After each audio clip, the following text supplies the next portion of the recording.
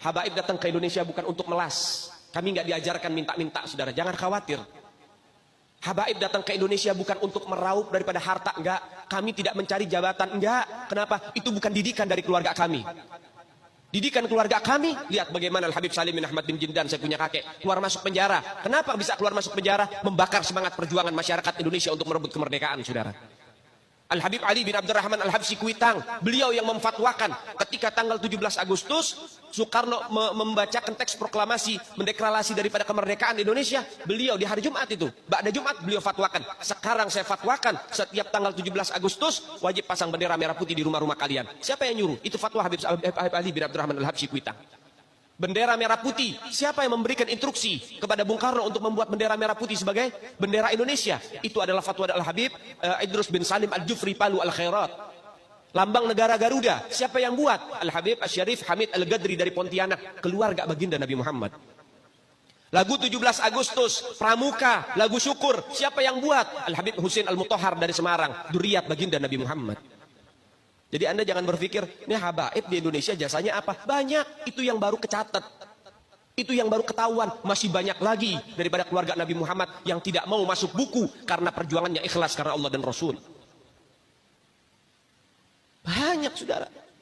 Siapa Imam Bonjol? Semua pasti bilang pahlawan. Betul apa enggak? Imam Bonjol pahlawan Indonesia bukan? Pahlawan nasional bukan? Sekarang siapa namanya Imam Bonjol? Al-Habib Muhammad Syihabuddin, beliau habaib dari kalangan bin Syahab. Imam Bonjol itu bin Syahab, masih daripada kakeknya Habib Rizik, saudara sekalian. Itu keluarga daripada Nabiuna Muhammad, keturunan Sayyiduna Muhammad. Banyak lagi dari kalangan para dzurriyyat Nabiuna Muhammad sallallahu alaihi wasallam yang jasanya besar di Indonesia, tapi kita nggak ada yang tahu. Kenapa? Karena itu kami nggak cari popularitas, kami nggak cari madah pujian. Kami nggak cari tempat kedudukan, yang kami cari ridho Allah dan Rasulnya. Sehingga hal ini perlu diungkap, saudara sekalian. Bagaimana keluarga Nabi Muhammad jasanya besar, dan umat ini harus dihubungkan kembali dan dieratkan kembali kepada keluarga baginda Nabi Muhammad. Ini akhir zaman, kita semua melihat kok bagaimana gencar-gencarnya di media sosial apa upaya untuk supaya memisahkan umat Islam dengan keluarga baginda Nabi Muhammad. Upaya keras supaya habaib dibenci ada di Indonesia. Mulai Habib dengan kiai diadu, Habib dengan ustadz diadu. Mulai ada hal-hal semacam itu. Apa? Dendam politik, saudara. Gak keluar dari situ.